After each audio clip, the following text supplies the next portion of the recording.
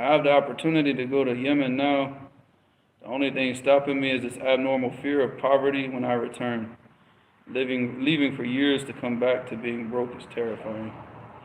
Yeah, I'm with you.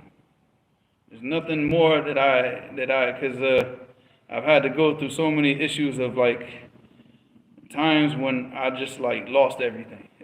And it's not just in Yemen. There were like times in Yemen I had to give up everything twice. And then a third time to leave Yemen. So 3 times. Then in Sardinia, we had to give up everything to come back to America.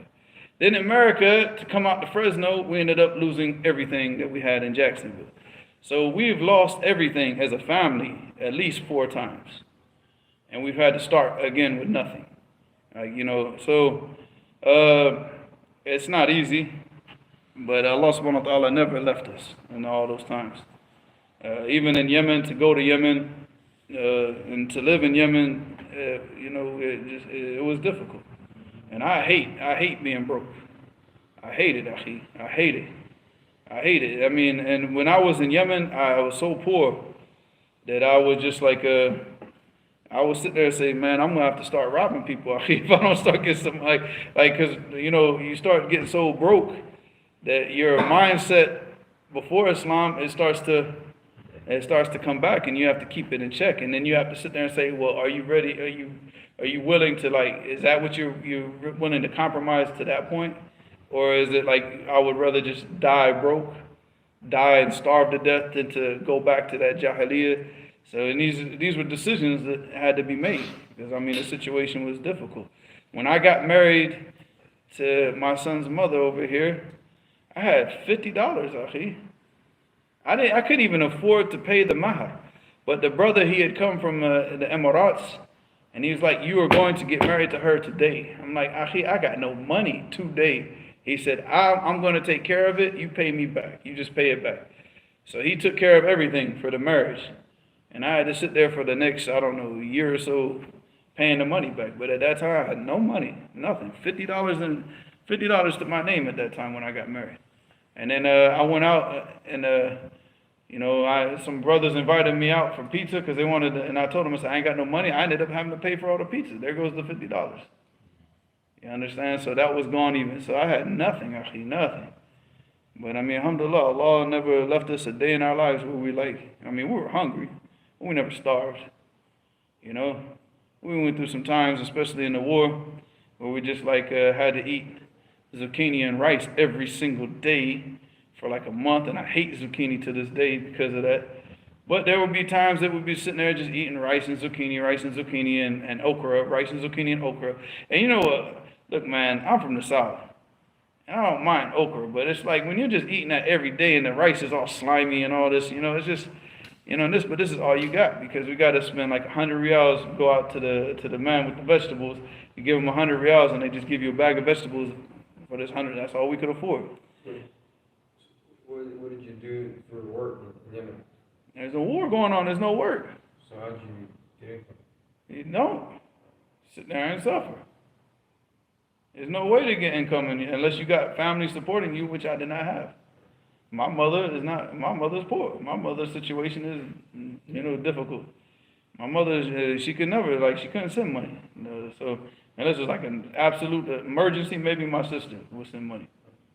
But my sister, she has a decent job, but she's like one of those people that's like, take care of yourself type people. You're a man, you should be able to take care of this on your own, If it's an emergency, it's life or death, my sister has always helped me out, but I don't even try to ask, it's just, look, man, regardless of the situation, you can't put that fear in front of what's beneficial for you. Because if you put the fear of something, you put the fear of poverty.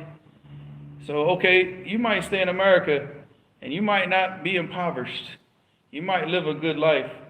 Maybe Allah opens up all the doors of risk for you, but you're going to be impoverished in your heart. Your knowledge is impoverished. Everything else, you're living in poverty, just you don't know it yet. So the people, they don't have that fear of being impoverished as far as knowledge is concerned. They have that fear of what am I going to eat tomorrow? So, nah, man, you need to fear that poverty of the heart, that poverty of dying ignorant. That's a poverty that you should be fearing. And if you have to go through physical poverty to avoid that poverty, then so be it. What did the Mauritanians, they had this famous line of poetry. I'm going to try to remember what it is. الجهل والأهل يجتمعان في بلد فاصبر على الأهل فاصبر على ثاني or something like that. Look at. I'm about to look this up. But they say like, الأهل والجهل يجتمعان في بلد فاصبر على الأهل أو أصبر على الثاني. So الأهل والجهل. Okay, that's how it goes, inshallah. That's right. So الأهل والجهل يجتمعان في البلد. So the two things that I left behind in the country that I came from was my family and ignorance, because I went out to seek knowledge.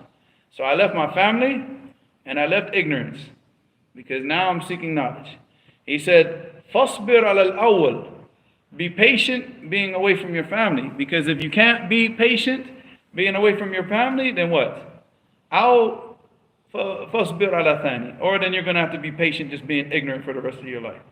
So if you can't be patient being away from your family, then you're going to be patient being ignorant for the rest of your life. So the same thing, if you can't be patient with a little bit of poverty and a little bit of difficulties, then you're going to also have to be patient with what?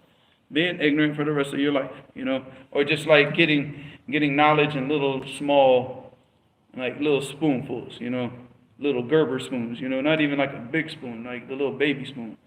So Allah Musta'an.